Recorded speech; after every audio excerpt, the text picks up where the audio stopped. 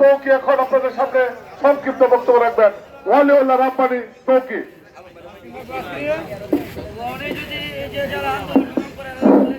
বিসমিল্লাহির রহমানির রহিম। বাংলাদেশ জাতীয়তাবাদী দল কেন্দ্র ঘোষিত কর্মসূচির অংশ হিসাবে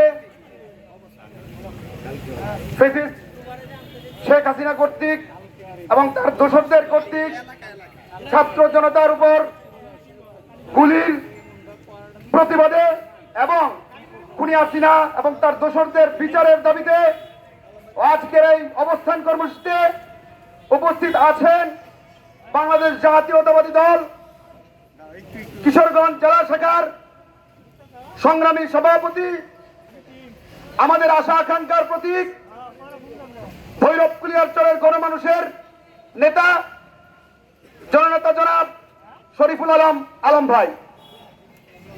মঞ্চে উপস্থিত আছেন বাংলাদেশ জাতীয়তাবাদী দল কিশোরগঞ্জ জেলা শাখার সংগ্রামী সাধারণ সম্পাদক, যার নেতৃত্বে বিগত 16টি বছর আমরা এবং আমাদের দলের নেতাকর্মীরা কিশোরগঞ্জের প্রতিটি অলিতে গলিতে আন্দোলন সংগ্রাম চালিয়ে গেছেন।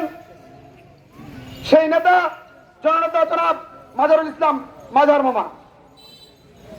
মঞ্চে উপস্থিত আছেন বাংলাদেশ জাতীয়তাবাদী দল কিশোরগঞ্জ জেলা শাখার সংগ্রামী সিনিয়র যুগ্ম সাধারণ সম্পাদক জনাব খালেদ সাইফুল্লাহ সোহেল ভাই এবং সাংগঠনিক সম্পাদক সাবেক ভিপি জনাব হাজি ইসমাইল ভাই সহ বিএনপি, যুবদল, ছাত্রদল, স্বেচ্ছাসেবক দল সহ বিভিন্ন ইউনিট থেকে আগত নেতৃবৃন্দ, আসসালামু আলাইকুম। সংগ্রামী নেতৃবৃন্দ, আমি বক্তব্য দীর্ঘায়িত করব না। এখানে আমাদের সিনিয়র নেতৃবৃন্দ আছেন, তারা দিক নির্দেশনামূলক বক্তব্য রাখবেন। আমি শুধু একটি কথাই বলতে চাই, বিগত 16 বছর 7 মাস শেখ হাসিনা ওয়াজেদ এই বাংলাদেশকে শোষণ করেছে, শাসন করেছে। সংগ্রামী নেতৃবৃন্দ, আমরা 16 বছর 7 মাসের হিসাব চাই। শেখ হাসিনা ওয়াজেদ এই 16 বছর 7 মাস কত কত মানুষকে হত্যা করেছে। সংগ্রামী নেতৃবৃন্দ, আপনাদের মনে থাকার কথা, এই শেখ হাসিনা ওয়াজেদ ক্ষমতা আসার পর আমাদের দেশপ্রেমিক সেনাবাহিনীদের উপর কিভাবে আমাদের দেশপ্রেমিক 57 জন সেনা কর্মকর্তাকে হত্যা করা হয়েছে। সংগ্রামী নেতৃবৃন্দ, আপনাদের মনে এও মনে থাকার কথা যে শেখ হাসিনা ক্ষমতায় আসার পর 5ই মে আমাদের হেফাজতের নেতা কর্মীদের উপর কিভাবে বর্বরচিত হামলা চালিয়ে শত শত হেফাজত নেতাকে খুন এবং গুম করেছে। বন্ধুরা আমার, সংগ্রামী সাথী ও বন্ধুগণ, এখন আন্দোলন চলমান। বিগত 16ই জুলাই থেকে অদ্যাবধি এখন পর্যন্ত আন্দোলন চলমান।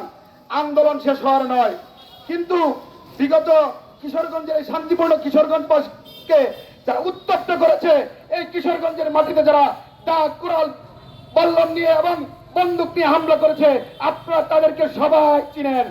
আপনারা তাদেরকে কোন এলাকায়, কোন অলিতে, কোন গলিতে 15 তারিখ একত্রিত হতে দিবেন না। বন্ধুরা আমার, সংগ্রামী নেতৃবৃন্দ, মনে রাখবেন, দেশ জনাব তারেক রহমান বাংলাদেশে আসার আগ পর্যন্ত এবং বিএনপি সরকার গঠন করার আগ পর্যন্ত আমাদের সামাজিক এবং রাজনৈতিক আন্দোলন চলমান থাকবে, ছিল এবং আছে এবং চলমান থাকবে।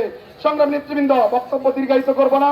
শুধু আমি আমার দলের নেতাকর্মী ভাইরা এবং ছাত্র জনতার যেসব নেতাকর্মী ভাইরা আহত হয়েছেন, আমি তাদের প্রতি ব্যক্তিগত পক্ষ থেকে এবং কিশোরগঞ্জ জেলা স্বেচ্ছাসেবক দলের পক্ষ থেকে তাদের সুস্থতা কামনা করে আমি আমার বক্তব্য এখানেই শেষ করছি।